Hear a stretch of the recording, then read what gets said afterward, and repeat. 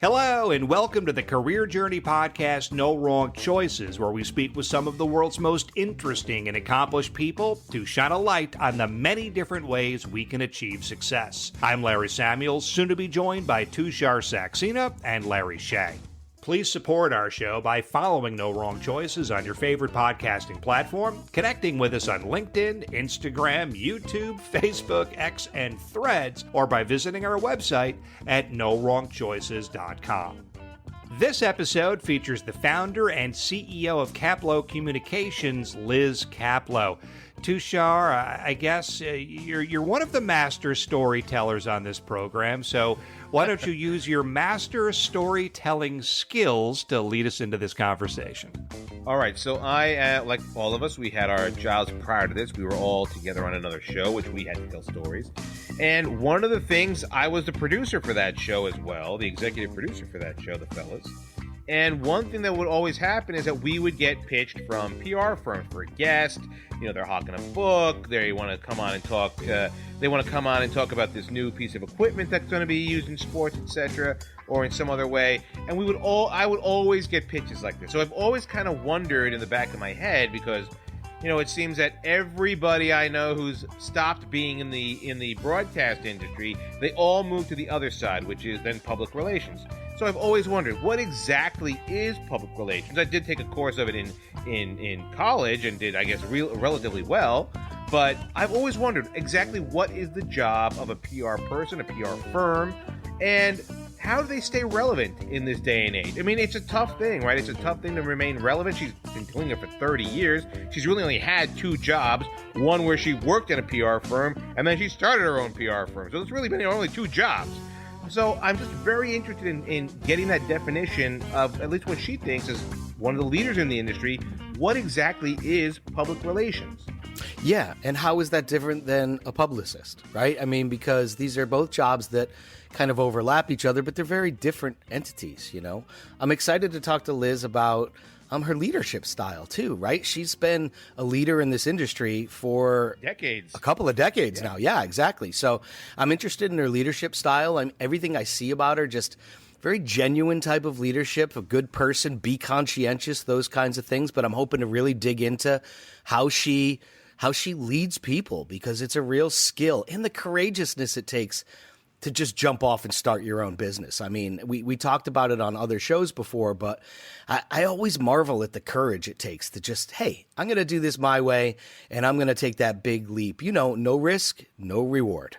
Absolutely. And for me, as somebody who's been a marketer for decades, I'm very curious to hear her approach to corporate communications and how she tells stories. So with that, here is Liz Kaplow. Now joining No Wrong Choices is Liz Kaplow. Liz is the founder and CEO of Kaplow Communications, a PR and corporate communications company that she brought to life over 30 years ago. She's also a champion for the advancement of women in the workplace. Liz, thank you so much for joining us. It is my pleasure. Thank you for having me. All right, so Liz, I kind of want to I'll ask the first question. Actually, I'll ask the first two questions. First, I'd like to get an exact idea of what it is you do. I mean, obviously, we hear this notion of PR, public relations. What exactly is that? What do you do? Yeah, that's the question that has always been on everyone's mind since I decided to go into it. And family members who I've lived with for years still are asking that question. It is, you know, it's not the kind of thing that has a quick and easy answer, but sort of the way that I've always looked at it from day one, and what drew me into it is this notion that there is a chance to tell stories. And it has really been historically the earned media who we have engaged on behalf of our clients to help with their strong third-party endorsements and their ability to bring something to life through their words and whatnot, that it really is that what got me into it, is this idea of telling brand stories in an authentic and credible way. All right, so I kind of want to key in on that, this notion of storytelling. Yes. I'm in an industry where storytelling is key. So I kind of want to, and obviously, you are a one-stop shop for corporate PR. I want to understand exactly, as someone who has, obviously I know what PR firms are, but having never worked in one, I want to know exactly what you mean by this notion of corporate storytelling. Yeah. Because I mean, like, what is the story of Target, so to speak? Because I know Yeah. that's one of your clients. Well, to help illustrate this, I think it's good to bring back a story that actually got me to think of PR this way, which was when I was starting out and our client was Coach Leatherwear. The bags, And yeah. the bags, and the CEO of Coach, he came to the agency because he wanted to meet the team who would be pitching out to the media about his bags. He wanted to illustrate really what made them special, what would be their differentiator. He was, in a sense, entrusting us as his PR people to speak on behalf of the brand, to be ambassadors for the brand. And so he lugged in this big saddle with him, with the bag, is like beat up but like beautiful, authentic, saddle, and it had this sheen to it. He said, "You see this patina here on this leather?" He said, "That's what our bags have that will stand the test of time, that you could buy, and with the money that you're spending, like, you'll know that you'll have a quality item." And he kind of story told this idea to us. So we fell in love with the brand we were going to be going out to the media with. We were going to be going, in those days, this was more the traditional media before we got involved with everybody else. But honestly, Tushar, it's still the same story. Okay. If you were passionate, as we are in our agency, about the brands we represent, about the executives we are helping to bring out to their full personalities and their humanity, we will help our clients to make a very good and authentic emotional connection to the consumer, to the people who will be the actual people they're trying to reach. So that's the way we've always looked at it when we say storytelling. It's capturing the story, the essence of who we're representing, and bringing that to life in a very real way. That was perfect the way you laid that out. And as the other marketer on this call or in this conversation, I do want to ask one clarifying point that I probably understood, but others may not have. And I know this is going to come up again. So can you talk about the concept of earned media versus paid media? Because I think we're going to wind up there a few times. Yes. So the clarification around this is that PR, its differentiator really has always been, that's right, Larry, with the phrase earned media. And that meant you didn't pay for it. That's what drew me to it. So somebody here works for CBS. Raise your hand. Tushar. I raise my hand, yes. So if we, Guilty. And what are the areas you cover that you really feel passionate about? Oh, well, I mean, I'm a news junkie, a sports junkie. So actually, I'm in the news department. Yeah. And we cover any story and every story. There in you terms go. of stories. Okay. In terms and of stories, I know, like, Cindy's thing is, positive stories, great things that she can bring to life. So the idea is, like, I have something of interest, but I want to get someone from the tri-state area who really has experienced that charity or that solution in some sort. And I can get really super excited about it. I would go to you or your producer, and I'm not paying for that. That's going into an editorial context. Same thing with anything that we're talking about. We represent a lot of beauty clients. And so if we're doing a big launch, we would go to editorial versus paying for an ad.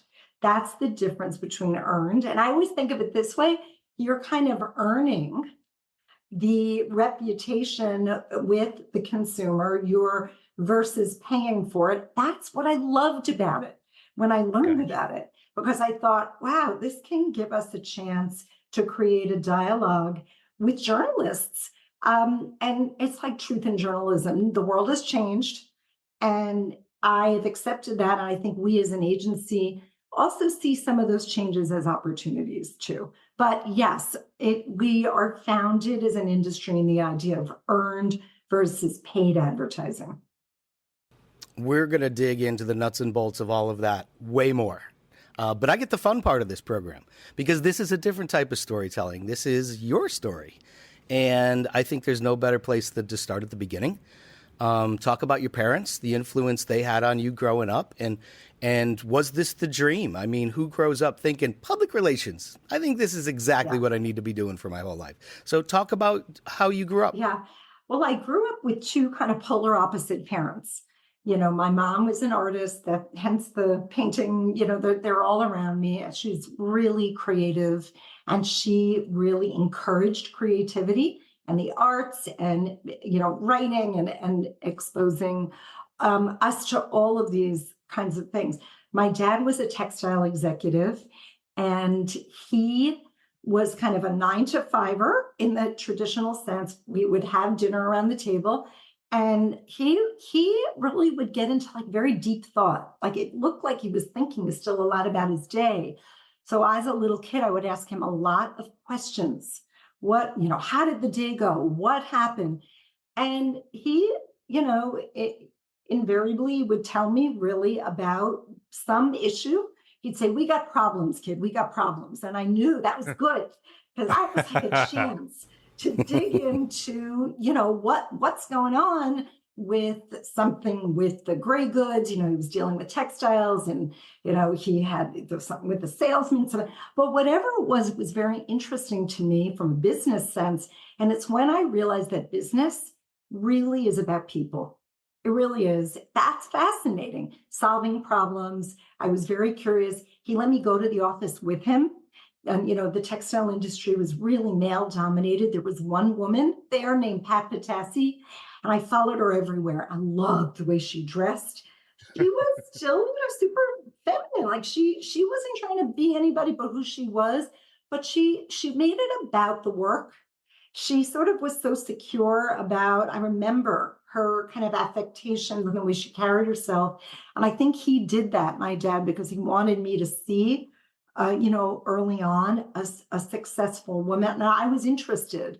So that was really a great way. But as far as the PR thing goes, I was an enthusiastic kid, enthusiastic about people, everybody's biggest cheerleader. At the book fair, I was like so excited about A Tree Grows in Brooklyn that one of the dads who passed by, he said, I'm going to tell you something, kid. I'm going to go out and buy that book right now, or go to the library, because that's a great book. Because I got so excited about what I was taught. So enthusiasm, and I didn't know anything about PR, to be honest with you. Through college, I didn't know anything. I was a liberal arts major at Vassar College. I loved literature. I was an English major. I read, I wrote critically. I got a lot of feedbacks. I had to change things. There was a lot of dialogue, but I think all of those experiences really helped. And then I got to FIT, which was really the first time I understood that, PR is a thing. And there was a course in it, and like the lights went on, because I was like, wow, you get a chance to be persuasive, to write, to get excited about what you're doing, to work with people, because that's really a fun thing. And I think that's how it really all evolved. It's a much longer story, Larry, than you probably banked on. Huh? We got time. We got time. It's okay. I but yeah. So who was more? So when the light goes on, you say, you know what, PR is what I'm going to do. Yeah. Who was more enthusiastic, or who was more supportive, or were they both not supportive, or both very supportive, your parents, to say, yes, go down this track? Or did they have a whole different idea for where you would eventually end up? I was an artsy kid. I was really musical. I love writing, but they were really happy. I was, I'm the youngest by a lot of years. And I think by that time, parents get sort of worn down and they're like, whatever the kid wants to do, so do whatever you want. And they saw it with a positive thing. I mean, again, nobody really understands PR to this day, but they started to really understand that I liked it. You see your kids happy doing something. There wasn't really a ton of, she's going to do this. So I think that they saw that it was putting together. Also, my dad was involved with FIT in Europe. He was helping them to open up a textile branch of their curriculum there. And he's the one who gave me the brochure about this new program in advertising and communications, because I was like floundering a little after college. What do I do with this? And that's where it was. He goes, go down there, talk your way into it. And that's how I started that program. Wow, that's so interesting. You reminded me of that, Tushar. That was good. I'm glad. Actually, the story is not that dissimilar because, like, my parents, being an Indian kid, being a kid of immigrants, it's the big four industries you got to go into: business, law, medicine, or engineering, or IT, so to speak. So when I said I want to go into communications and I want to go into broadcasting, they were like, "What are you talking about?" And so many years later, now I can finally say to my mother, "See, I'm successful." Yes. And like even there, she still has her own qualms about why didn't you become a lawyer. But I understand where you're coming from. Well, I will say one last thing on this is that it is very, very difficult to start a business, and I think in retrospect, having two little kids, all those things, I would say to my mom, "This is the last day. Like I cannot do." And she'd say, "Get a good night's sleep, start again in the morning." Yep. Yeah, you have to have support the parents. encouragement actually was, she did encourage me. I have to say that. That's really interesting. Now, before we jump into the career completely taking off, I want to stop just for a moment because you did go to Vassar, and I believe you did go to college in the 80s, which must have been an absolutely incredible time in New York City. Can you, without going too deep, can you just tell us about that experience at that time and what it was like to be in New York? Yeah. How many times did you go to Studio 54? Exactly. It really was textbook the way people come to New York for generations to sort of get their start.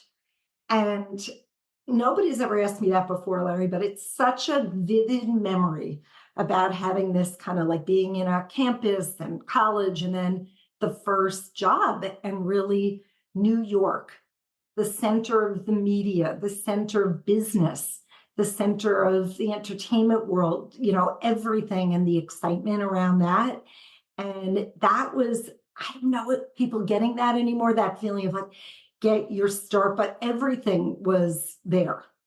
And the energy of New York really was a fuel for me, even just figuring out for this interview where I ended up staying for years and years for my first agency. I remember literally like yesterday, going into a little boutique and, feeling I got to, dress, it's New York. And then I remember, my boss who, was an 8:30 a.m. interview, and she opened the door. I remember she was wearing a mint green Carolina Herrera dress. And it was like, so it was everything. It was fashion. It was the excitement of people. It was really an exciting time as I remember it. I'm sure it had its flaws, as the city is a combination of both always, but it was a really great way to start. I have no doubt you nailed that interview.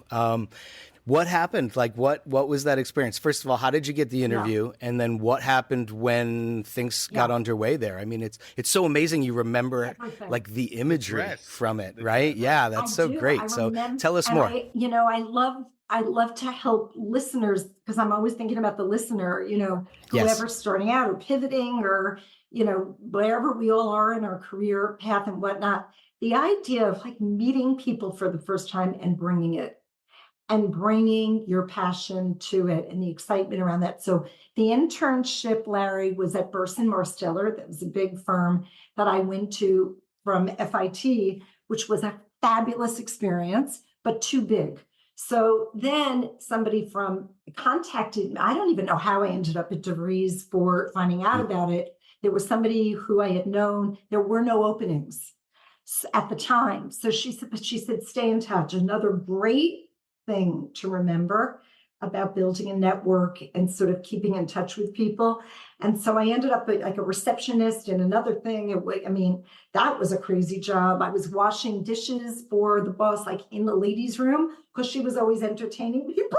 Oh, wow. It was not a great first thing, but I was kind of biding my time hoping something would open up at this other firm. And sure enough, it did. And I got to skip the entry level position and go right into being an account executive because I had had that internship. But it really was a great place to start because it was only about 10 people and right on 60th between Madison and Park. And I got a lot of access to the then founder and CEO, Madeline DeVries. All right. So then I guess that's a good next question. So what is the biggest difference between a large firm and a small firm? Yeah. And I guess that means in terms of clients and then obviously treatment of clients. Yes. So, I'm speaking from my own firm today also, which is, a mid-sized consumer PR agency that has a feeling to it. I feel like we are small in some ways in our nimbleness. And you asked a good question. So I think small agencies tend to be a little more scrappy. And, Right. as we know, just as size gets bigger and, there become more layers and whatnot. So I think that's one of the differences. I think, it really depends on the agency and the practice. There are different specializations.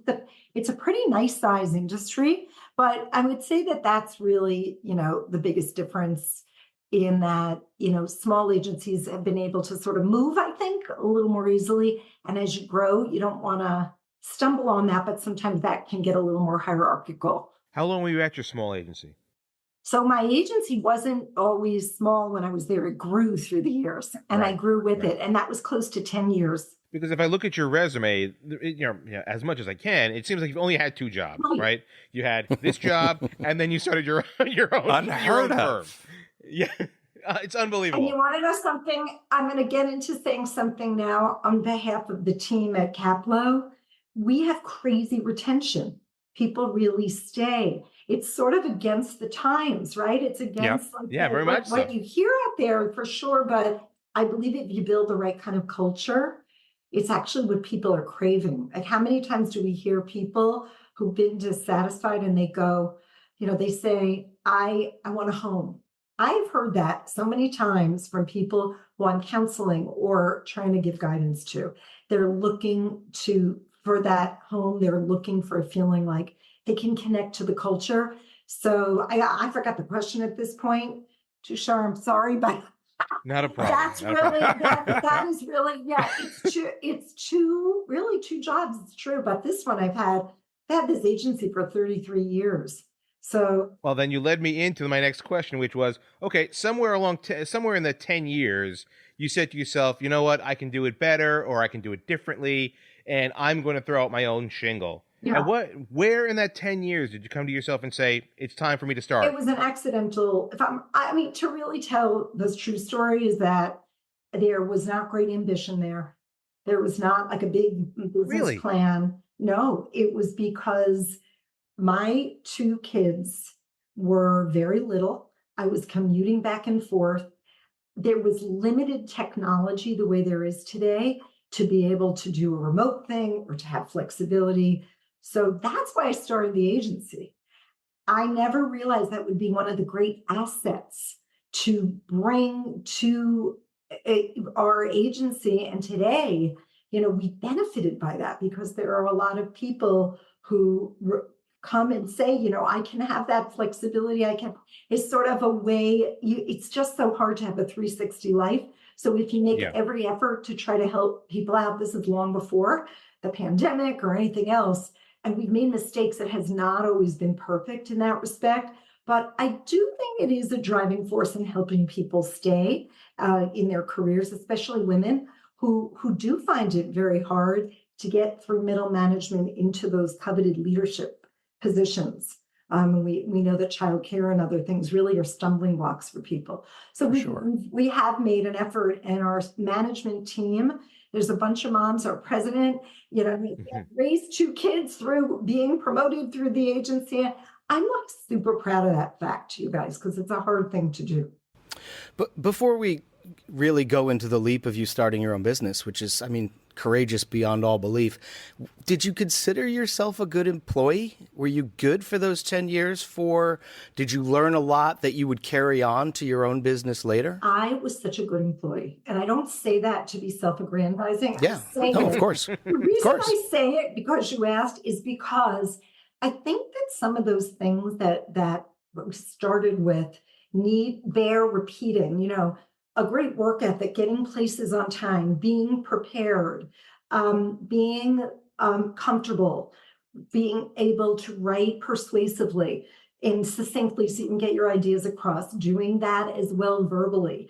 All these sort of old school ideas that what I always thought I paid a lot of attention to, I really think do translate into what helps not just in running a business, but in hiring the right kind of people who will have that kind of dedication. For sure. So when you started your business, what was the vision? You went through your 10 years, you paid your dues, you've established a foundation. What was your vision for that first, or for the first days of your business? Yeah.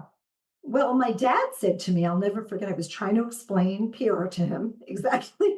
As you're doing now. You need clients, right? And you need good things to bring to the editors that will be interesting to them. So that was a really great thing, sort of a notion to start with. I did think, Larry, about this idea of storytelling because I didn't want to be a publicity house. I didn't want to be a place where you get a bunch of publicists sitting around, pitching stories out there, like willy-nilly blasting emails to journalists they're cluttering their inbox. I just wanted to take it to a different kind of level. We call that, I guess, high touch in certain situations, meaning that I wanted it to be thoughtful. I really wanted there to be a value that would be brought to the journalist, meaning like a win-win. Yes, it's great for our client, but how is it a value to the journalist we're trying to reach?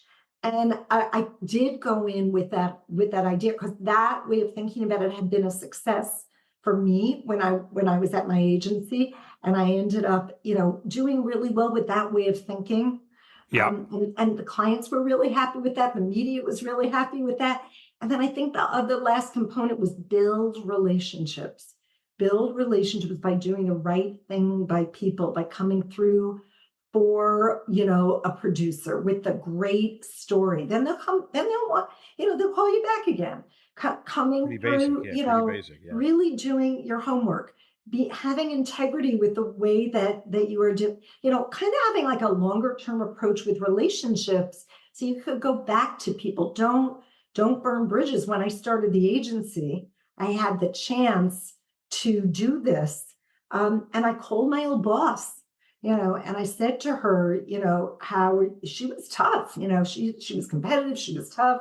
She wasn't doing anybody any free favors or anything like that. But I explained to her, I said, I kind of want to try this. I don't have any entrepreneurs in my family. I'm not a risk taker, all those things. She goes, Lizzie, she said, give it a try. You could do it. And, I think not burning bridges. I think all these things set you up in a way that it's sort of the underlying reason. You don't always think about it, but if you start to pull apart, why do businesses succeed? Why do some others grow quickly and then crash and burn? I actually think some of that way of thinking is something that will help with slow, probably, but managed growth, which is, I think, what you should be after if you have an idea for the long term. How did you get your first client? Who was it, and how did you land them? Yeah, so the first client had been a client that I worked with before at my agency. She was not with the agency anymore, but she called me and she said, would you work? Would you do, write the radio commercials? Would you write that? I just said yes to everything. Whatever she said to do, even if I hadn't done it before, I figured I'll figure it out, or I'll find somebody who knows what they're doing. So I just kept saying yes. And I called my old boss. Remember, I just told you the thing about the old boss. I Yep. said, look, this is a client. She's not your client anymore. I still want your approval because I wouldn't have met her had I not worked for you. Yep. This is Loyalty, integrity, all that stuff. That's everything. Not burning bridges. Yep. So there you go. I mean, that's how that started. I guess, I mean, when anyone's starting out, you hear so many of these stories about, businesses starting in garages, businesses starting in your basement, your attic. So where is your first office? Yeah.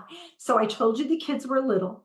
My husband was a trained lawyer, and he sort of helped organize this rental in Westchester in 1991, and we shared an assistant, and she was running back and forth between the legal stuff and sort of working with me, and that was not in New York, it was in Westchester.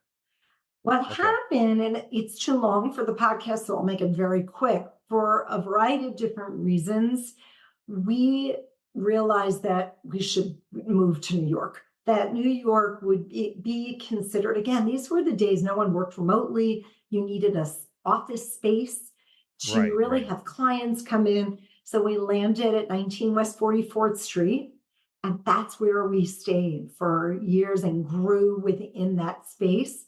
Now, my husband started to help more and more, but with sort of things that weren't traditionally lawyer things or CFO things. He loves architecture. So he helped take this 44th Street space, and he called a friend from college who was an architect. And he said, how do we open this up so it almost feels like a loft? Because we had looked in Tribeca and some of these cooler areas, but we really liked Midtown because Midtown was so easy for everyone. Right. So what we did, we ended up taking this space in Midtown, and really it looked great. And those are some of the ways that he started over time, getting involved with the business, helping with the kids. And we managed to kind of do this all these years. And, now they're in their 30s, these kids. So it kind of worked out. Help me understand how this works, because I'm foreign to this business completely. Yeah. So you have your business off the ground. You have these fabulous new offices. Everything's going great so far. You got your first client, but you have to convince other people. In the beginning, is it about convincing them that you could help them, or do they come to you and say, I know you do great work. Yeah. I know you're going to kill this. Larry, are you pitching? How does that work? I try to dissect this. And it's not that I'm meaning to be evasive or difficult. Yeah, I don't know is kind of the answer. It's all the things you said. Okay. So for example, I think that doing great work breeds great work. So to answer, so kind of along the lines of what you said, success kind of builds momentum. So, we do well, the editors recommend us for something, or a client does.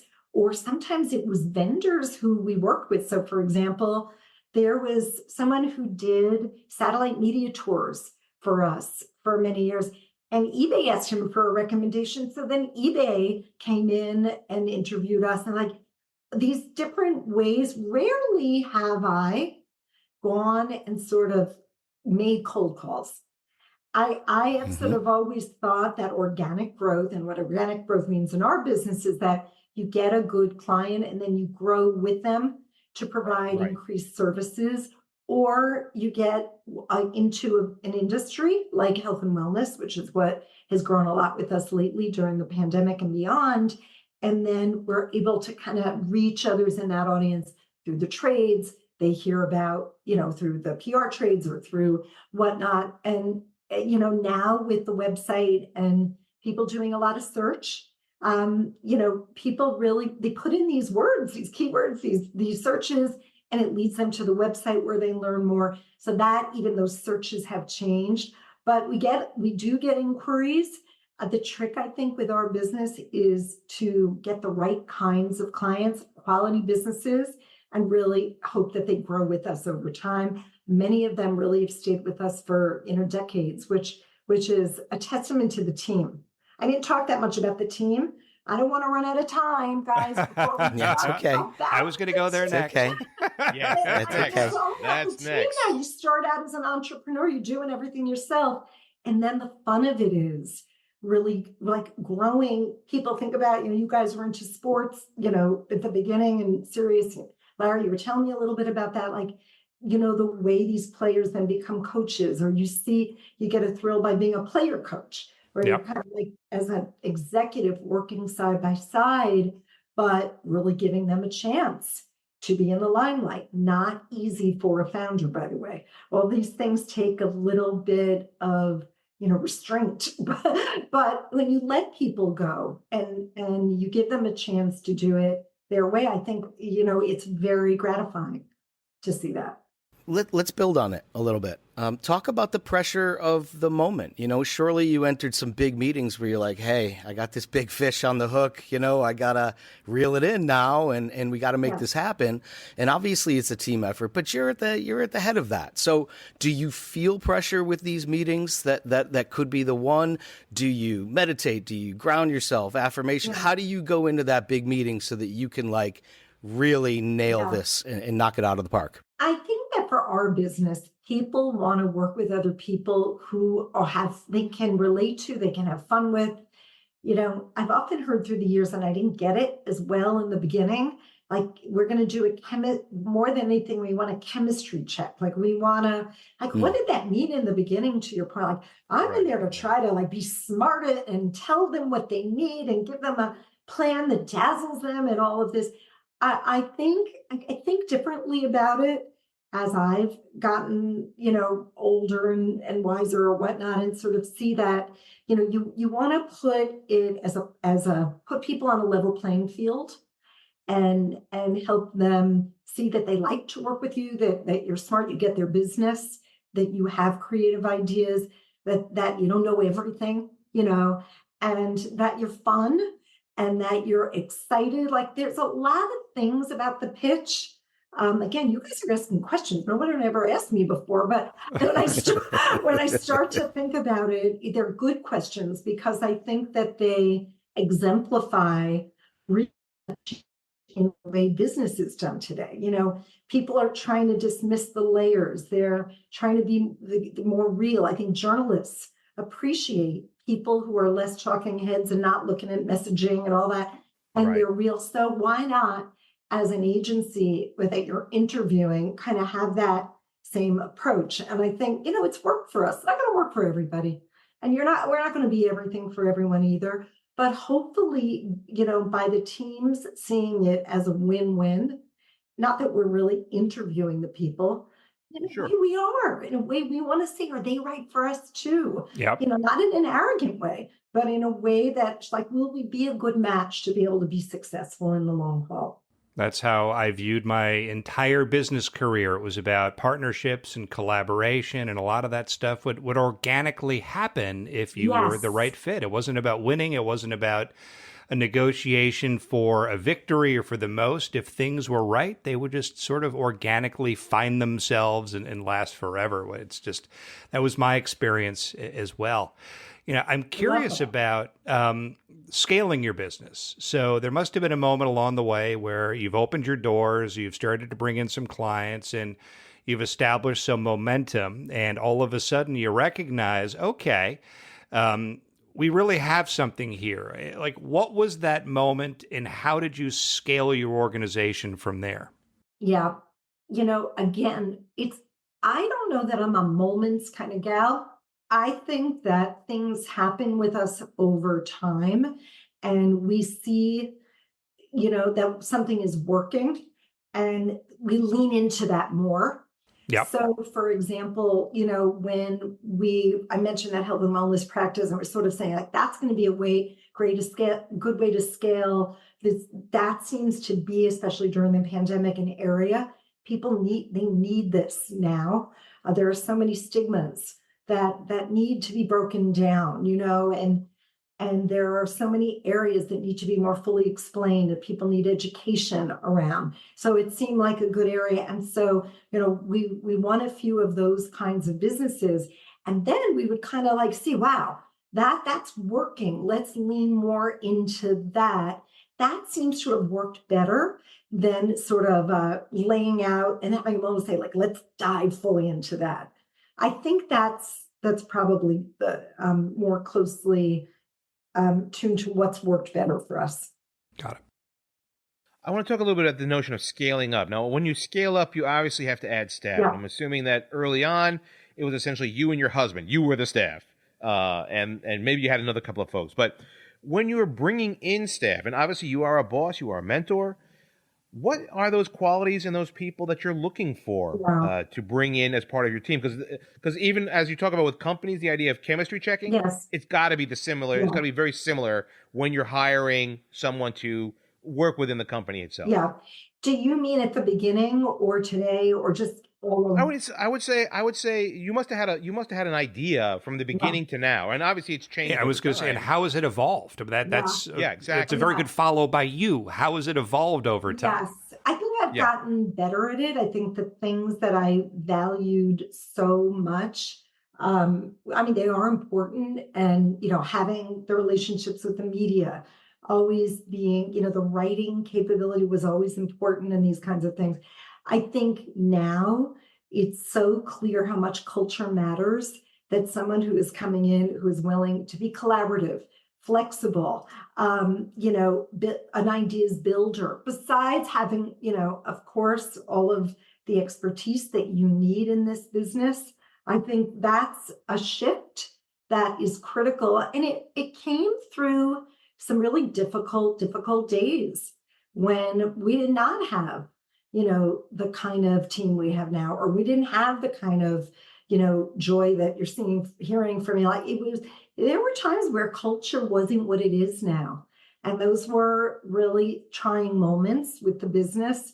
And, I had to really delve into what do we want to have here? What is a good North Star for people to know about? What do we stand for, so that when they come in, we can, make sure we tell them that this is who we are, so that we can see that we continue. It doesn't mean that there isn't a diversity of thinking. We want a tremendous amount of people with different ways of thinking. And what I more mean is, the flexibility, the enthusiasm, the trust, all of those kinds of things that I think you really do need to build a business. As you think back upon your journey, and as you went after or took this approach to the different things you were doing, can you describe a huge success along the way and something that you are incredibly proud of?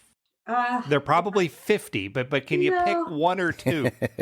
Oh my gosh, I mean, we've worked with brands like Target and CVS and the beauty industry. I'm so proud of the work with the beauty industry, with Cosmetic Executive Women, which is the trade organization for the entire beauty industry, which is made up of really big brands like L'Oreal and P&G and others, and little what they call indie brands that are just starting out with an idea. And this is the trade governing body for all of the beauty industry, Cosmetic Executive Women. And my mentor, Carlotta Jacobson, who's the president of that organization, she and I talked many, many years ago about, is there a way that we can actually create an award that will award these best, most creative and innovative products every year? And it won't be from, a magazine. It won't be from a person. It'll be from CEW, from Cosmetic Executive Women. That will add so much authority and credibility. And to this day, that award exists. It has been reinvented in a million different ways as the world has changed. And in our field, influencers have come into the fray and are a big part of it. And they are, it's just, there are so many ways to tell this and show this event and get people excited about it. But the essence of it really still is the same. It's really to go in and say, what makes a great beauty product? And how can a consumer who is confused by going through the beauty aisle, by the hundreds and hundreds of products, the sea of products, use the authority of this seal, of this award, to make better choices? To me, that's something I'm very proud of, especially because it's still going on all these years later. Wow. You mentioned just a moment ago the notion of mentor. You have a mentor, and your Yes. mentor leads up this group that you are. You are obviously a mentor to so many other Yes. women out there. How important of a role is that in your life at this point? And obviously, I kind of know the answer. We all do, but at the same token, at what point did you see yourself having to overtake that kind of a Yeah. role? I mean, I think I was mentoring when I probably didn't have a right to be a mentor because who knew that I knew that much to do that? But I've always gotten satisfaction about, helping somebody else to do better. And I think as, I gain more and more experience, that really is the joy of my life. And Right. I have a collection of people from all different stages who have mentored me. It's almost like a rotating thing, and there are young people. Mentors need Yeah, mentors, there are right? And young mentors people. need mentors. Exactly. There are young people who teach me things about technology and prepared me. They're my mentors. But I really believe it is incumbent upon those who have really had this experience to help people when they need, to sit down and talk to somebody. Come prepared, they should be specific, but that's a big part of what I love.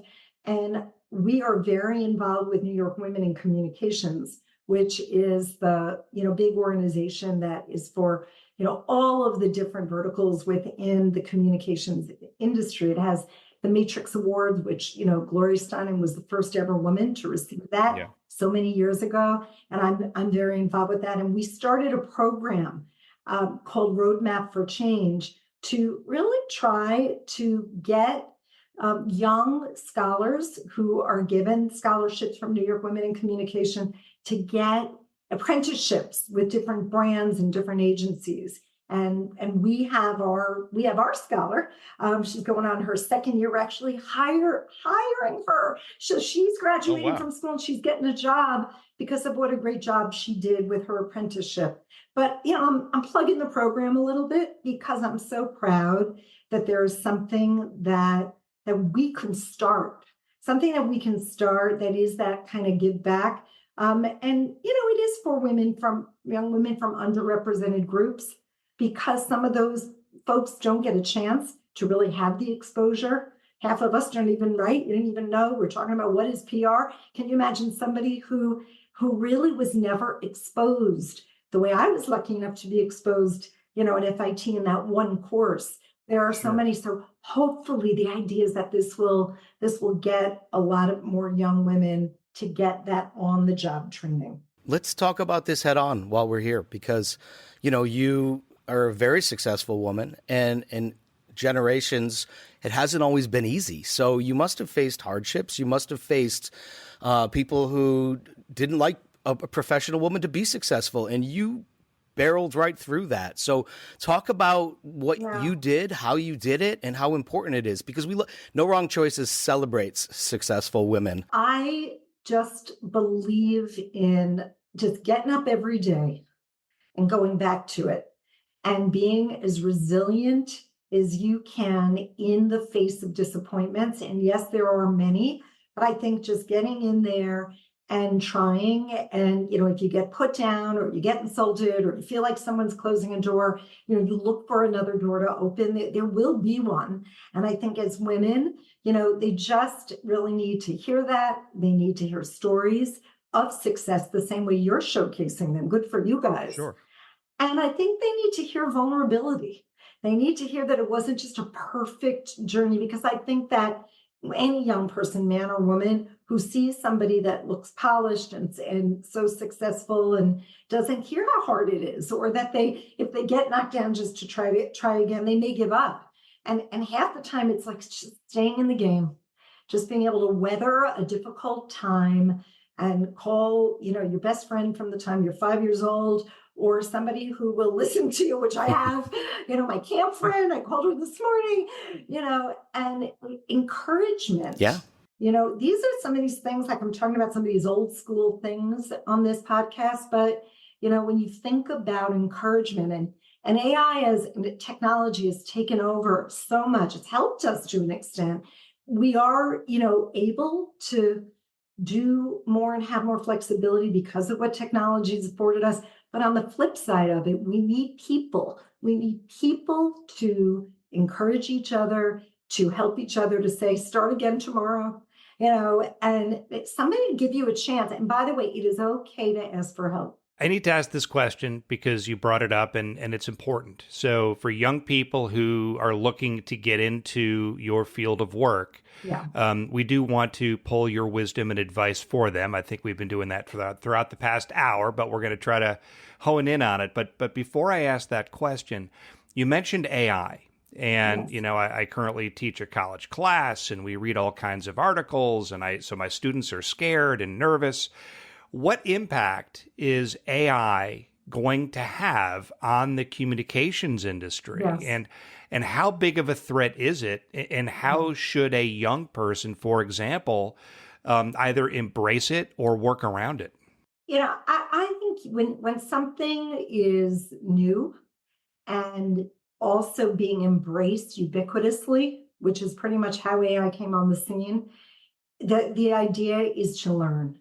And the idea is to know as much about it as you can so that you can start from a position of strength. Yeah.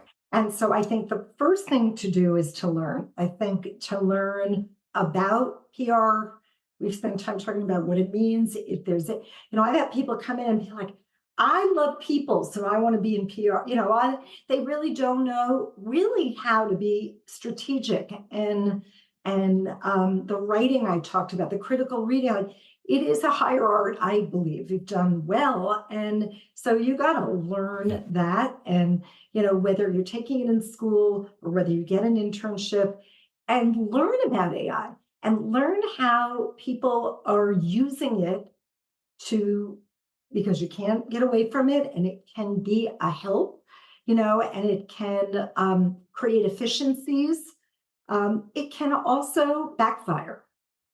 And so I think when something is new in a field like this, we want to stay true to that idea of integrity. We're already seeing problems within publishing and other ways with AI. So I think we have to go slowly and really make certain we check sources, all of the bots that are aggregating all of this information and this quickness of that, question that because it may not be right. And part of that can really then backfire when you take that and you take that as a premise and use that premise to bring it to the next step. So we are very careful. And that's what I would say to someone starting out. Don't fear it, learn it, but also, learn, to question. Trust but verify. Exactly. So you've given us you've given us so much. I guess to put a bow on our conversation, so to speak, somebody who is trying to break into this business, do you have one, firm piece of wisdom that you would like to pass along to them? Call Liz Kaplow.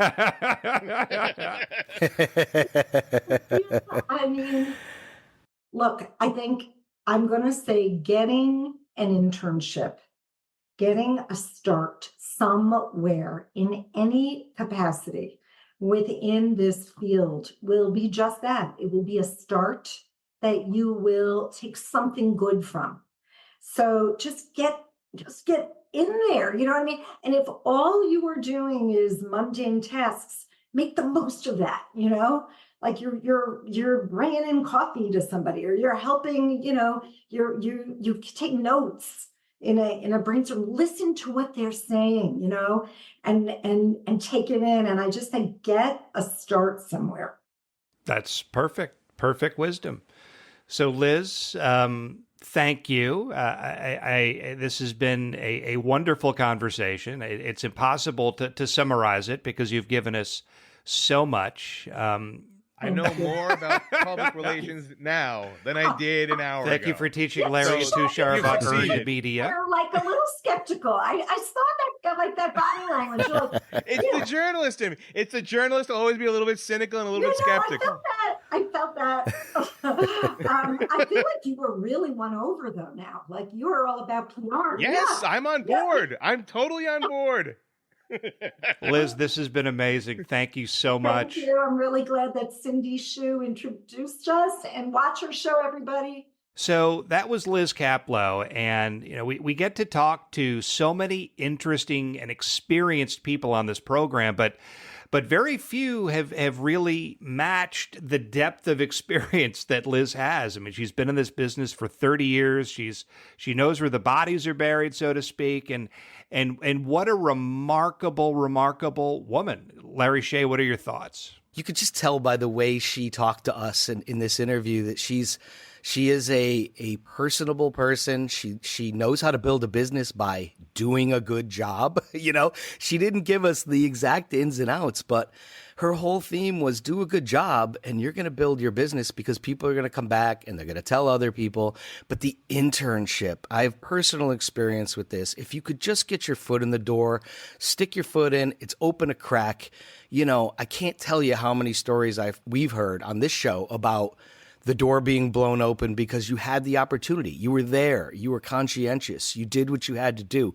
My own personal story, I interned for Steely Dan at a recording studio. And, this was 1994, a long time ago. But it led me to getting, promoted up the ladder to eventually 3 years later, I was the assistant studio manager of the studio. So, just get your foot in the door and do a good job, I think, are the best lessons that Liz gave us today. For me, I interned every single year of college. There wasn't a semester that didn't go by where I didn't do some internship somewhere. And in many ways, if you're out there and you're saying, I kind of want to go in this career and you want to try something, well, then intern in it. If you don't like it, it's the best way to get yourself as much variety and as much of a chance to get some actual real work experience before you get out there. The last place that I had an internship was WFAN. The first place that hired me was WFAN. That's basically how it went, and my career went forward from there. So yes, absolutely. You have one thing you should do: get out there, get yourself out there, intern like crazy. The other little piece of advice she gave, which I am such a believer in, is be personable to people. Meet people. This is a contact sport. Any job, any industry, it's a contact sport. I love that. The more people you know, the further you will go because people want to help one another. There are many people who have taken a chance on you or on us, right? Who have taken chances on us. Who are we to say that knowledge that we have gained over the years, that we are the only ones who we should only keep that to ourselves? It was selfish to think that way. We need to move forward and say, yes, each one teach one, each one should help each other up. Yes, you need to get out there and meet people and build your network. And I still have friends that go back to, literally the very beginning of my career, but it also matters how you carry yourself, meaning You need to be real, you need to be genuine, you need to step up when the time rises, and you need to take care of others. But your reputation follows you every single place you go throughout your career. So when it comes to burning bridges, stuff like that, it matters. People remember. When people hear the name Tushar Saxena, Larry Shea, Larry Samuels, they feel something. They think something. And that has come to be over the course of a long journey. So it's really important to remember to carry yourself the right way all the time. And, building upon that, I loved her conversation about technology and AI, or her comments on that, because people really don't know what to make out of AI at this point. How much of a threat is it going to be? What do I need to know? And I had mentioned that, I currently teach a college class, and I have a lot of kids that are about to enter the work world, and they do not know how AI is going to negatively or positively impact them. And the reality is they need to know it. They need to embrace it because it's here. They have no choice, and learn how to work with it. It's not going away. So it was just really interesting to hear her perspectives on that. We need to recognize that we have to learn what this technology is. If we don't do that, then, you're just doomed to kind of go along with the flow, and eventually, the wave will overtake you. So you want to be either on top of the wave or under the wave. And no one wants to be under the wave. Let's be honest. Exactly right. Well, Liz Kaplow is a great example of somebody who has never been under the wave, at least as far as we know.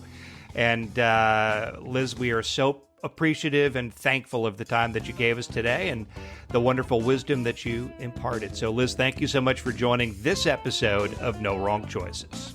We also thank you for joining us. If this episode made you think of an inspiring person in your life who could be a great guest, please send us a note via the contact page of our website at NoWrongChoices.com. We also encourage you to connect with us on LinkedIn, Instagram, YouTube, Facebook, X, and Threads. On behalf of Tushar Saxena, Larry Shea, and me, Larry Samuels, thank you again.